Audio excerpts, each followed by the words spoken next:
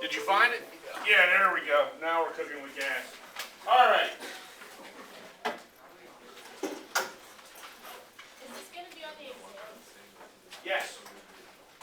Why would it not be on the exam? Just double check. Yes, this will absolutely be on the exam. Your exam is now scheduled for Thursday because you have a pep rally on Wednesday, and I'm not going to give you a test in a 40-minute class period. I think we talked about this already, didn't we? Yeah. Yes, lovely. All right, moving on in life then. We're looking at the American Revolution, and I don't know if we'll even get to the Revolution today, but so we've got to start with all of like the build-up to the American Revolution and everything that was occurring prior, right? Because obviously you don't. Well, maybe it's obvious to me. You don't just start a revolution for no reason, right? Like then you're just a sociopath or a narcissist. That's psychology that we're not going to get into in this class. All right. The French and Indian War is a massive catalyst to the American Revolutionary War. And I know that we've covered the French and Indian War already because we covered it with Native Americans in our first unit.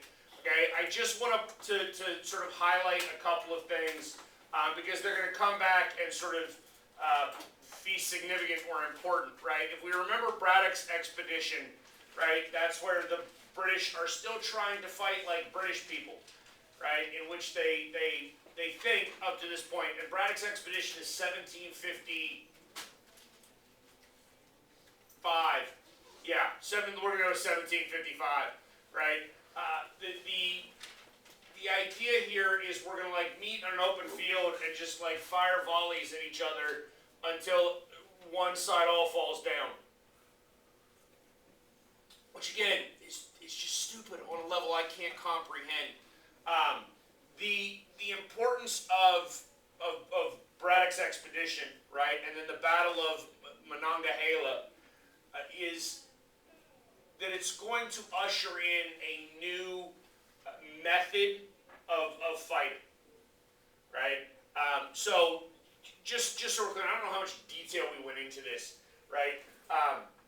But when we talk about how these wars are fought, because I want you to understand there's a correlation here between how the French are fighting, right, utilizing sort of Native American tactics, how the French are fighting, versus how the British are fighting. Okay? And that's going to carry over into the Revolutionary War, right? Because the French at Fort Duquesne, they've got like a couple hundred dudes. Okay? Like, I don't even think there was 200 French. I think there's about 140 Frenchmen, right? And then a couple hundred Indians that were allies to the French. And they know, because Braddock's bringing 1,300 people, right? Like, you're talking about 1,300 versus 300. It should be obvious who's going to win that war, yes? Okay, the French are going to come out and utilize these Native American tactics and set up an ambush. Okay, and the British and Braddock specifically are so naive and so ill prepared. Out of his 1,300, more than 2/3 of them are killed or wounded. Do you understand how like massively high that is in terms of like combat casualties? Because I don't know that that's something that you really can put into perspective. Because I don't know that you have any sort of reference point when it pertains to war, right? Because I mean theoretically, one death is one too many in war. Yet anybody that goes to war understands casualties are going to occur. Yes. And to try to put this into perspective for you, you're talking about 450 killed in a single battle in a single day. Right? The United States fought 2 wars, one in Iraq and one in Afghanistan. They lasted in total 20-ish years each. Whatever, let's say 20 years each. Right? Maybe Iraq's 15, whatever. Okay? Less than 10,000 dead in 2 wars over 30 plus years. right? So to sort of put that in perspective, you got less than 10,000 killed in over 30 years. Yes. So if we do some basic math here, right? That means that you've got like 1,000 killed every 3 years. Yes. And then we break that down a little bit further. That means every single year you're losing roughly 333 people in a year. A year. That's not a lot. That's not a lot at all, right? You're talking about 333 a year, and you're fighting 2 wars. You understand that? Okay. So to lose 457, 458, somewhere around there. Again, I'm not testing you on exact numbers, right? But you've got over 450 killed, over another 400 wounded. Braddock actually dies as a result of this. Praise the Lord. I mean, I hate to say that, but the British weren't going to win with him, right? And Pitt takes over. And I know we talked about William Pitt a little bit, right? Like, Pitt is the one who basically decides in the 7 Years' War. When we talk about the French and Indian War in that broader context, the 7 Year War, right? Pitt is the one who puts an emphasis on North America. And what that really does is Pitt is going to commit overwhelming forces to North America, meaning a significantly high percentage of the British military is going to find themselves engaged in North America against the French and the Indians. And so Pitt realizes he can wage a war of attrition, right, which is basically, I'm going to wear you out, I'm going to wear you down. I am bigger than you, I am stronger than you, eventually you will falter. That's what a war of attrition is. Okay? The idea that I don't have to win immediately or definitively, I can simply outlast you, and Pitt's got the military personnel to do that. Now what happens though, is this is going to lead to a number of behaviors that ultimately helps create sort of the tide for the American Revolution, right? Because one of the things that comes out of this massive, overwhelming force of British soldiers coming to the colonies, right, is we have to figure out how to clothe and feed and house these people, right? Now the military term for that is quartering, right? If you provide somebody quarter, you have provided them basically a home or a bed and food, right? And then theoretically, like, clothing if they need it, but they should already be clothed because they're fighting a war.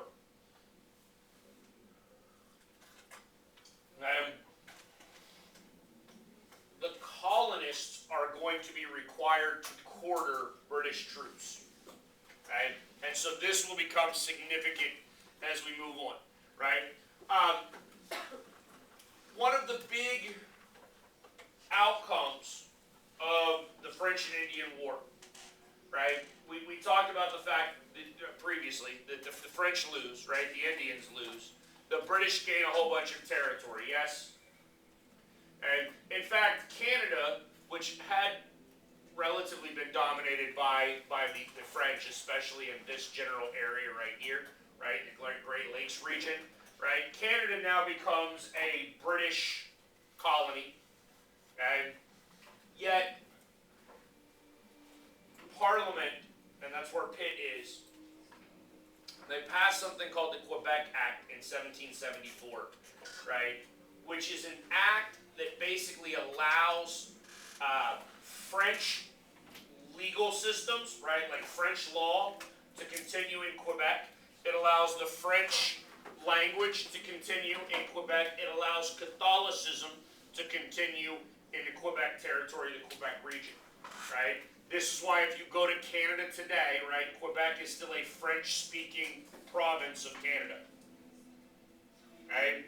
In fact, Quebec and New Orleans have some similarities between the two, in the fact that they were both French strongholds that ultimately still maintain some level of French influence in terms of law and culture and things of that nature, right? This doesn't sit well with the colonists.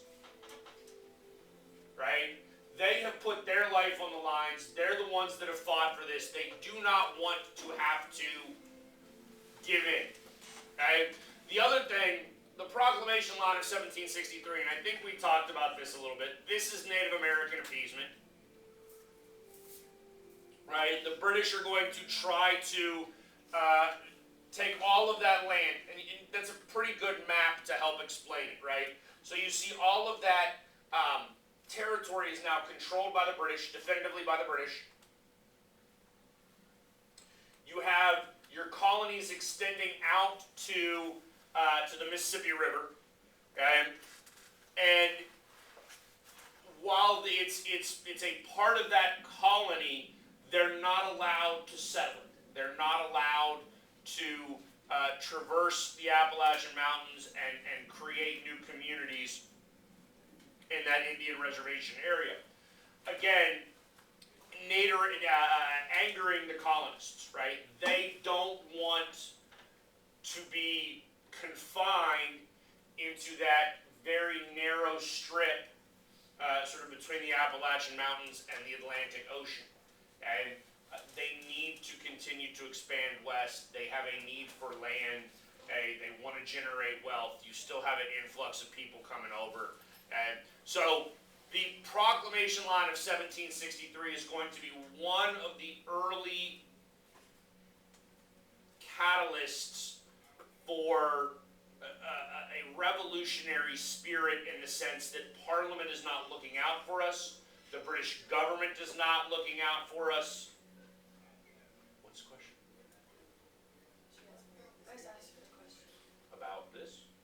Okay. Because she couldn't answer it, so it was about this. I was going to see if I could answer it. Oh, she did answer. All right. Now, this gets into the actual problem, right? And because if you are unaware, war is incredibly expensive, right? War is incredibly expensive. You have to pay for troops. You have to pay for bullets, bombs, guns, ships, food, clothing, all sorts of different things, right? Where does government get money from? Taxes. That's it. That's the only way government can generate revenue. Government is not business. It does not innovate. It does. That's probably not true. It does innovate from time to time.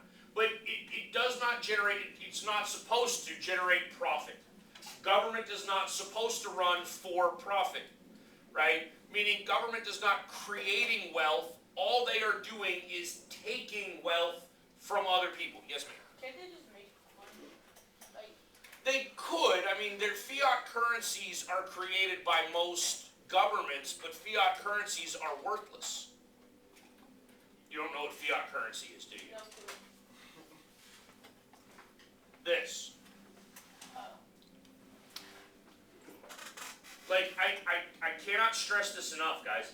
This has no value.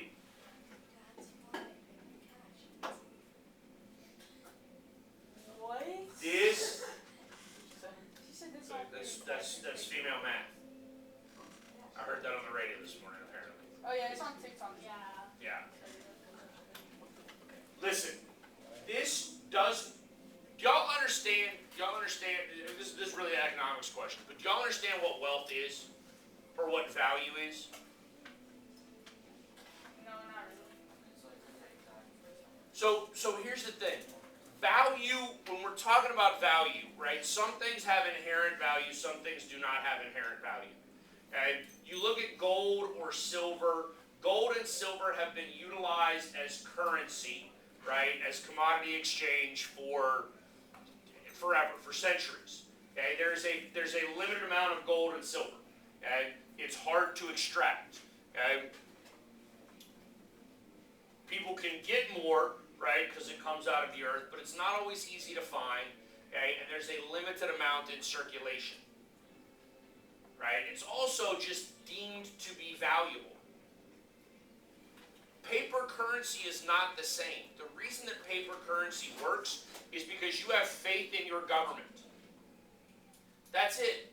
You have faith in your government. You believe that the dollar bill is worth something because the government tells you it's worth something. The minute you no longer have faith in your government is the minute that the dollar bill becomes worthless. Because governments cannot create wealth. They cannot. They will not. They never have.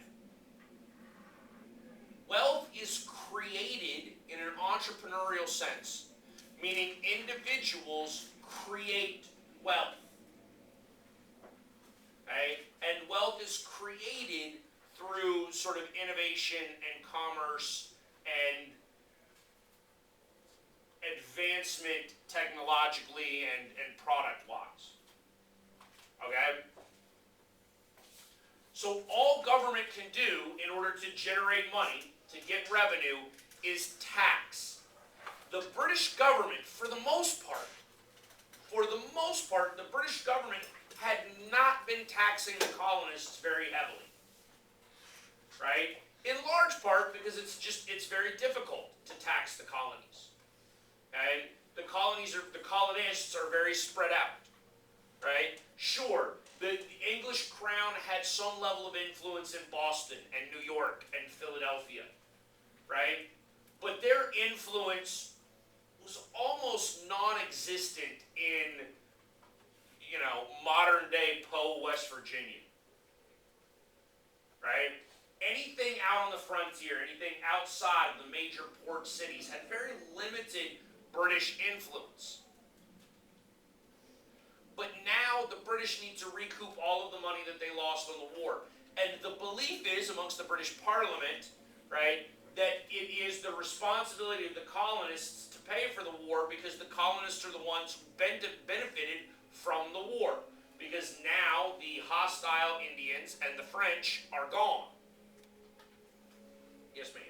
So did the actual people in England not have to pay those taxes either? The people in England were already paying taxes. They were paying different taxes. So do they get taxed with these too? Or no? Not exactly. It's a little bit different because first,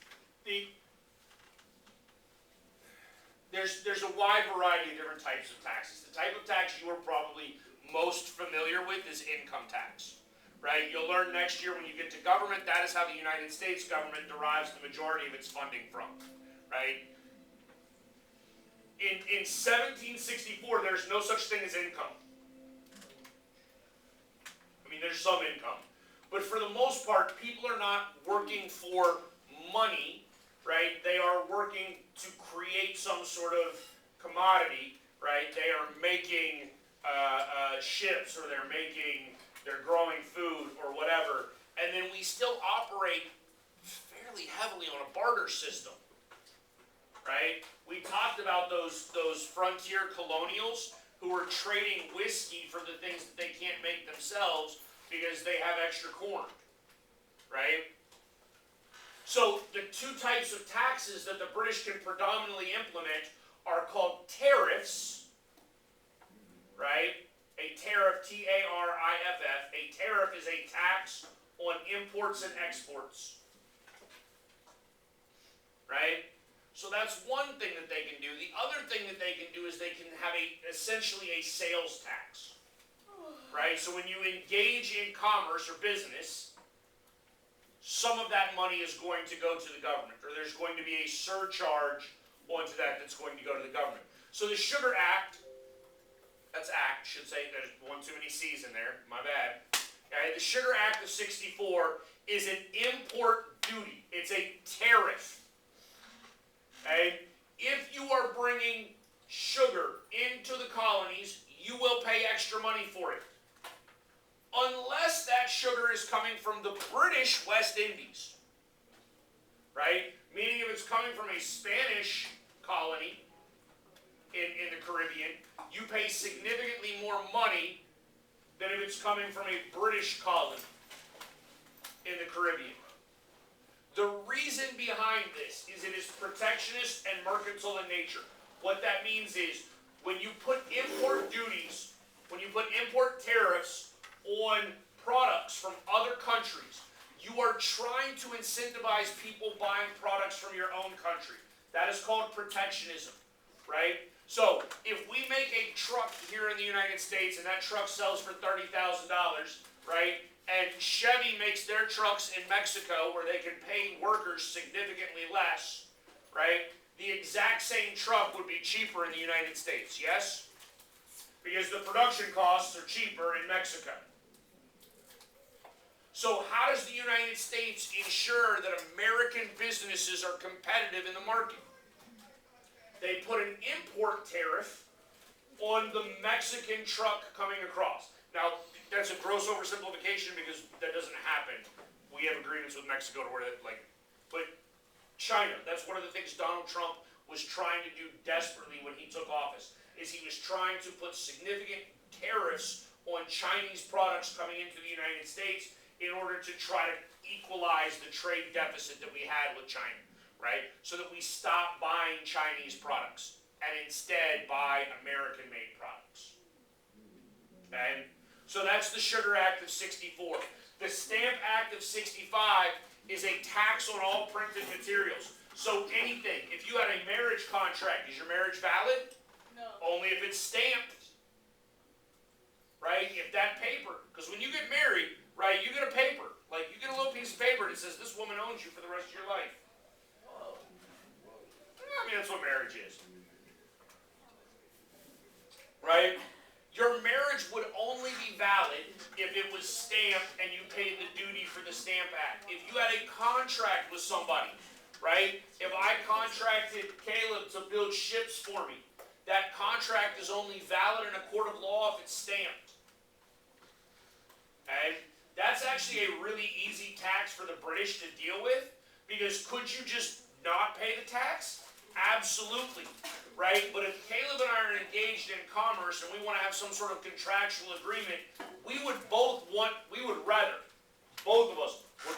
pay the stamp tax and get our contract stamped, because if we go to a court of law and it's not stamped, it's not a valid contract, which means I could cheat him or he could cheat me. Both of us would want the legal protections which would require the stamp. Okay? The Townsend Acts. Okay? The Townsend Acts are created out of the Declaratory Act. Okay, so basically what happens is the colonials are actually relatively smart. Okay? So every time the British put some sort of duty or tax onto a product, the colonials are like, fine, we won't use that product, we'll go use something else. Right? You want to tax sugar? Right? We'll go figure out a different way to sweeten our tea. You want to tax paper? We'll do something different. Right? So most of the taxes that are being implemented, the British are actually having to come back and repeal them. Right? But then they have the Declaratory Act in '66 that basically said, like, hey, I know, like, we took back a whole bunch of these taxes because they weren't working, right?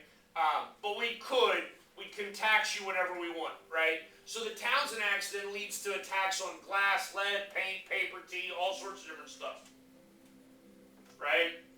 The British are allowed to tax the colonists, and more specifically, they can tax the colonists without the colonials' permission. Now here's the thing, because this is going to get into the basics of United States government. Can your government tax you without permission? Yes. No. Do you know why they cannot tax you without permission? Because we own them.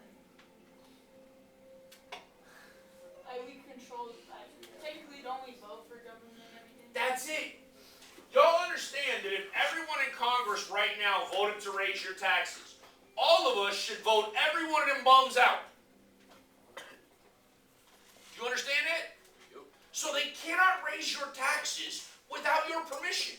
You silently give consent when you choose not to vote, or you continue to vote for the same congressman over and over and over and over and over and over and over and over and over again and again and again. Some of them people serve for 50 years. There are people sitting in the United States Senate right now that have been sitting in the Senate for longer than I've been alive. And I'm old. Okay? Right? But the British are telling the colonials, yeah, we don't even, like, you don't get a vote. You don't get a say. You have no voice in Parliament. There is tax you without your permission, without your involvement, without your interference. Right? And then in 1774, we have sort of the last. And by this point, we're actually going to back up on like the next slide. We're going to talk about two other major events that happened before the Intolerable Acts, also sometimes referred to as the Coercive Acts, right? But basically, the British are going to continue to place taxes and responsibilities on the colonials that they don't want or that they don't like. Right? Hopefully you realize 1774, that is right before the actual revolution begins. Right? And we're now 10 years past the end of the French and Indian War, because the French and Indian War ends in 1763, and they are still trying to figure out how to recoup some of the money. Right? So, another early catalyst, right, is the Boston Massacre, which is just a really, really fun story, right? Because if I use the term massacre, right, like how many people you think died? A lot. Tyler, give me a number. Like hundreds. Hundreds? So for you, hundreds of people have to be murdered before it's a massacre? Well, no, maybe like 20. Oh, is this 20? where one person was killed? 5. They didn't have weapons, did they? Oh, I said. So here's the thing. There's a significant amount of misconception, or not misconception, incomplete information as to whether or not the First gunshot. colonials. Oh no, the first gunshot was definitively British, Yeah, that's what I was saying. Like, definitively. But I mean, here's the thing. If I'm holding a gun and pointing at you, would you throw a rock at me? Probably not, no. I mean, that's kind of stupid, isn't it? Yeah. But there's some of the reports say that these rioters, I don't know what the right word to use is, right? Because on some level they're not really protesting anything. They're just kind of there. I mean, there's a whole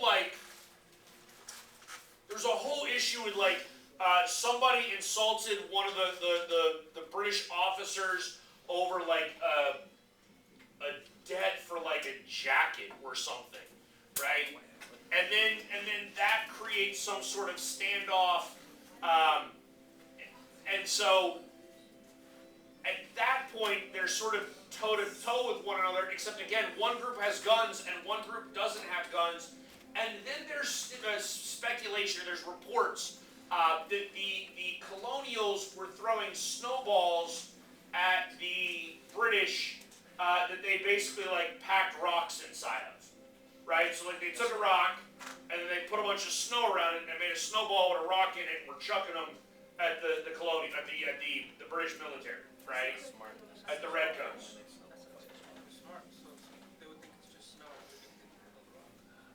That's not smart.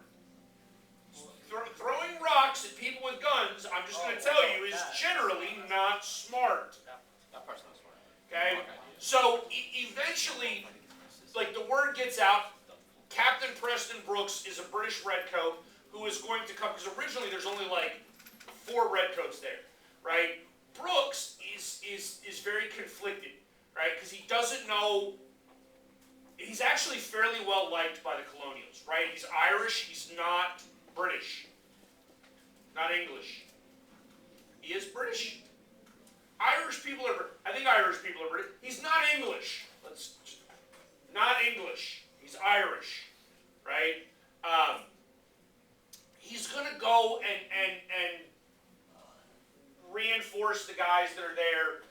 Because all of this is occurring outside of like the Commons House where tax collecting was done, and so then there's some concern over the welfare of that building, right? And what would happen if the colonists actually stormed it? I don't know if there was actual like tax money in that building or not, right?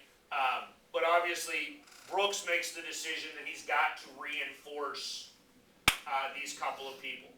Eventually, a shot goes off, and then once one shot goes off, sort of in the chaos of situations like that. If you have a gun, you're firing, right? Because it's really, really difficult to determine exactly where the shot came from and whether or not your fellow soldiers are shooting or if you are being shot at. Okay? Brooks continues to try to get his men to cease fire. Eventually you have 5 killed, I think another 6 wounded. Not really a massacre, but we're going to get a lot of propaganda out of it. And the British, in the court of public opinion, the British are going to look absolutely terrible. The officers look absolutely terrible. Okay? Eventually, these officers are put on trial. And John Adams, who will go on to be the 2nd President of the United States, is the defense attorney. All but 2 of them are acquitted, meaning they are found not guilty. 2 of the individual soldiers are convicted of manslaughter and are branded as their punishment. Burnt with a hot iron. That's what a branding is. That's what you do to cattle. Does it have words on it, or they're just I don't know, and apparently it was a very small brand, on the hand or something. Right? It was not, it's being branded, but I can't imagine that a brand would hurt that much more than, say, a tattoo. Right? I feel like it would hurt. I feel like it would hurt more. Yeah, I don't know if it's that It's too. like Burns burning your hands. But here's the thing. How long do they hold it there? Not long. 1, 2. You're talking about, seconds. Still hurts. Oh, no, I'm not saying it's not painful, right? But I'm also saying, you were convicted of killing people and you got, a finger branded. Oh yeah, no, that's not bad. Yeah, that's what I'm saying. In terms of crime versus punishment, Yeah, that's not bad. that's not bad. Right? Now, the propaganda that comes out of this, predominantly or significantly comes from a dude named Sam Adams. Right? And you can't talk about the American Revolution without talking about Sam Adams. Because there's some general disagreement about Sam Adams. So Sam Adams was one of the founding members of the Sons of Liberty. Right? The Sons of Liberty are founded in 1765. Now again, timeline-wise, right? We had the Proclamation Line in 1763. You have the Sugar Act of 1764, the Stamp Act of 1765, and you already have the Sons of Liberty that are being formed. Okay? Now, most historians talk about the Sons of Liberty in terms of Boston, right? But they exist in other places in the colonies as well. Okay? But they are founded in Boston with Sam Adams and a number of other guys. Okay? One of their favorite things to do to people is to tar and feather them, which is just a fun thing to learn about. Because that's a terrible, terrible, punishment for some sort of behavior. Tar them and then you put feathers on them. You basically cover them in tar, right, which is an incredibly sticky substance, and then you toss feathers on them, and the feathers stick to the tar, and now you look like a chicken. Oh, it's so hard to clean it when you're tarred and feathered. There are people that die from being tarred and feathered. Isn't the tar still hot when you put it on? Well, yeah, it has to be somewhat hot. So some people, if it's too hot, that's what kills them, right? But also, think about it. It covers your body. Your body now, y'all understand that you sweat as a mechanism to cool your body. Yes, sweat comes out of your pores. If you have been tarred and feathered, all of your pores are now clogged. You cannot sweat. You overheat. You have heat stroke. You die. Right? Now here's the thing, and this is what gets interesting about the Sons of Liberty and Sam Adams, because obviously the Sons of Liberty are somewhat responsible for the propaganda that comes out of the Boston Massacre. Right? The very fact that we refer to it even to this day as the Boston Massacre just shows how good they were at propagandizing that event, which is a very emotional behavior, right? Logic, you cannot use logic to create propaganda because propaganda does not function with logic. Do we understand that? We understand that propaganda is basically creating narratives to actions in order to generate some sort of response, yes?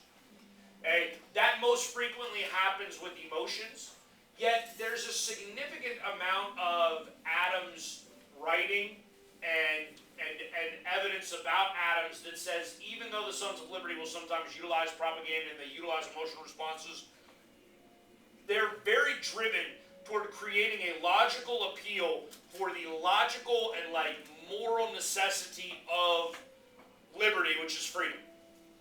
Right? Not like, oh, the king is just so bad and he wants to kill you, because that's an emotional response that makes you fear. Right?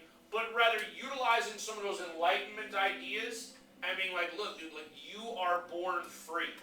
The king is violating the basic rights of man and humanity because he is taking away systematically those freedoms.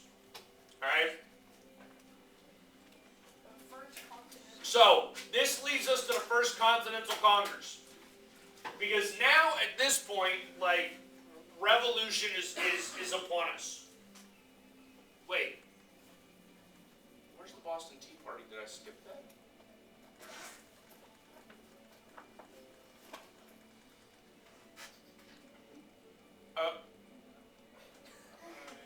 Okay, one of my slides must have gotten deleted. Okay, we need to cover the Boston Tea Party. Okay, because that's just fun for Sam Adams too. Alright? So Sam Adams in the Boston Tea Party, in the Boston Tea Party is 1773, I think. Okay, so the Boston Tea Party is a response to some of these acts created by Parliament, specifically an act that created a monopoly for the East India Trading Company. Okay? So the East India Trading Company is given a monopoly. That monopoly then allows them to massively increase their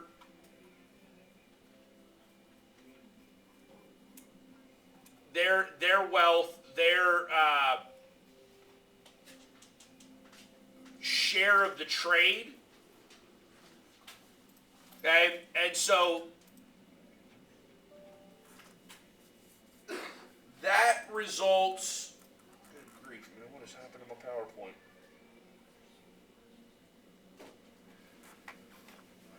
Okay, well, I'm gonna have to fix the PowerPoint before tomorrow.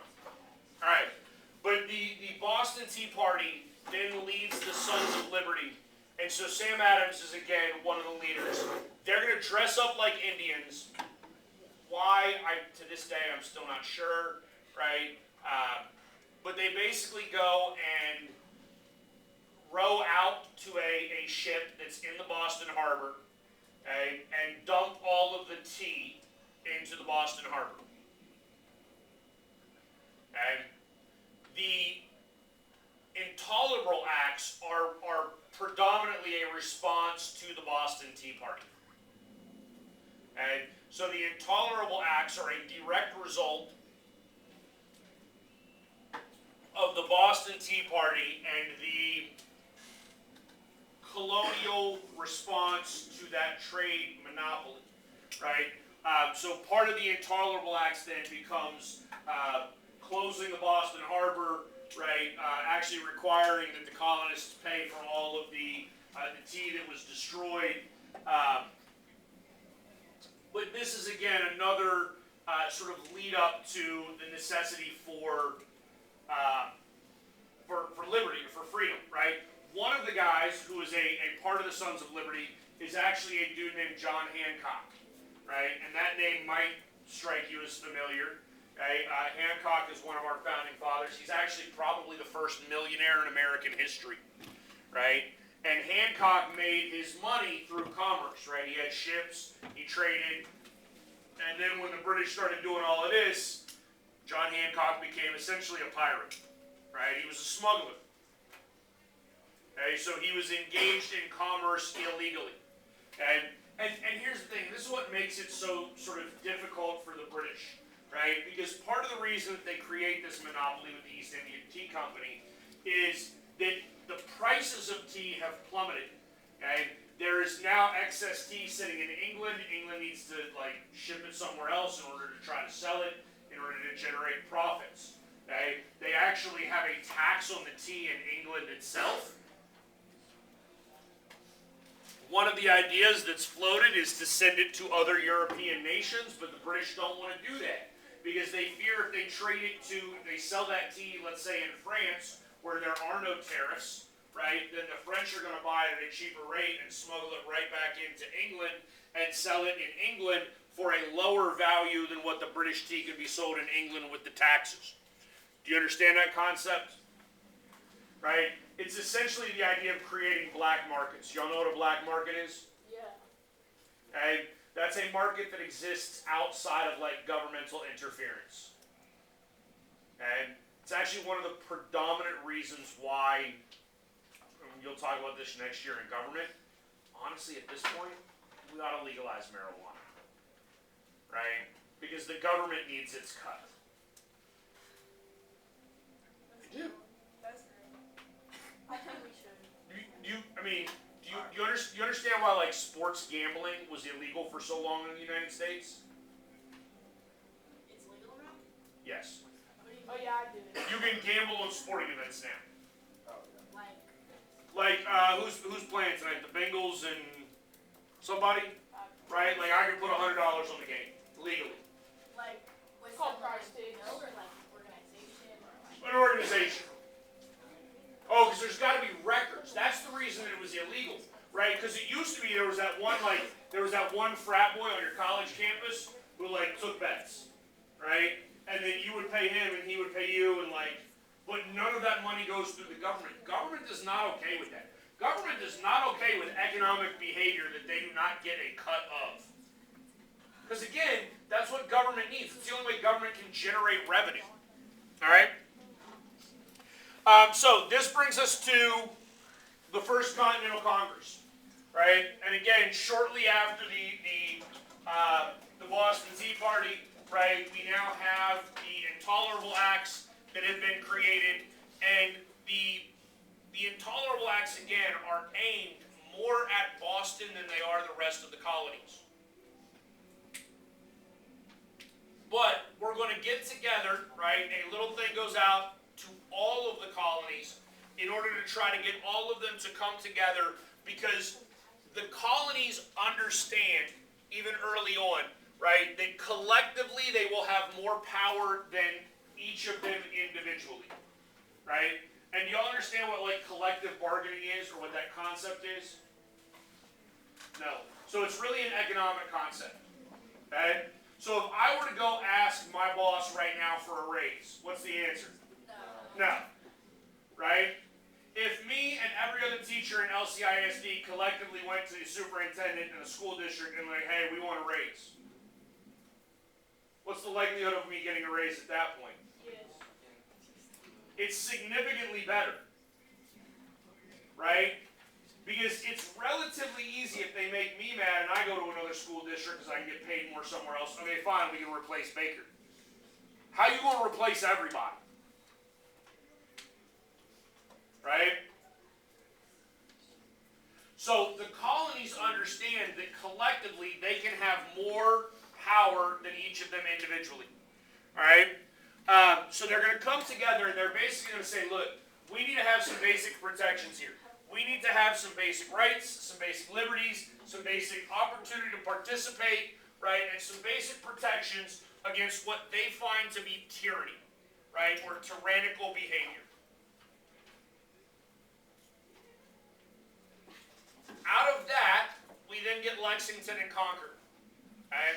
And so this is the first battle or skirmish, right, that we actually have in the war. Okay, so Lexington and Concord is the British engaging militarily now with American militiamen, right? So as more British troops are coming in, and the British are expecting more, right? The militiamen, many of whom have combat experience through the French and Indian War, aren't going to stand for it. The redcoats that are coming through Lexington and Concord, which are both up in Massachusetts, right, are basically seizing guns, seizing anything that could be used against them. It's a very destructive group that's coming through, and we're beginning to, if we've not already reached that point, we're getting to the point where it's going to be impossible to find diplomatic, peaceful solutions to the conflicts that are arising. And so at this point, we're sort of fully into a revolutionary war, right? By the time Lexington and Concord becomes known across the colonies, right, and the British behaviors in those battles become known, right, the colonials are going to sort of band together, right, and they're going to operate as one entity. Okay? All 13 colonies are going to band together to try to push back against this British tyranny.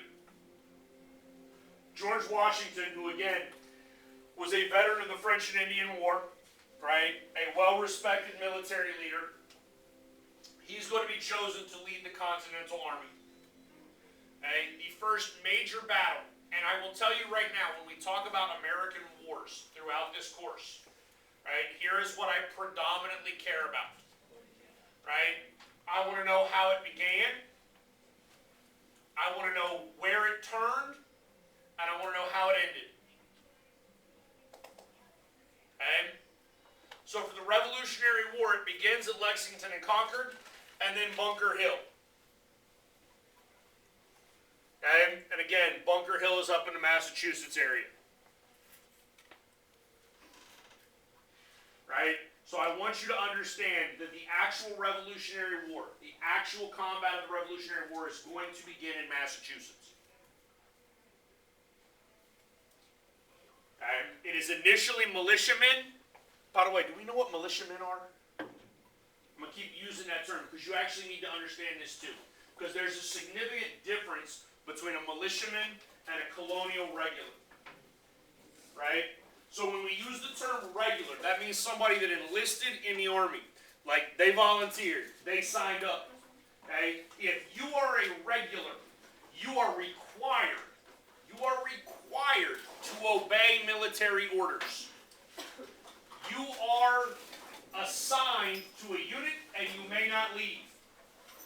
Militiamen are free citizens who are choosing to fight of their own free will. They're not paid, right? The colonial regulars are paid. Militiamen are not paid, but they can come and go as they please. They can show up, fight, go home. Regulars cannot do that. All right, we'll go ahead and stop there because I've got less than like 30 seconds.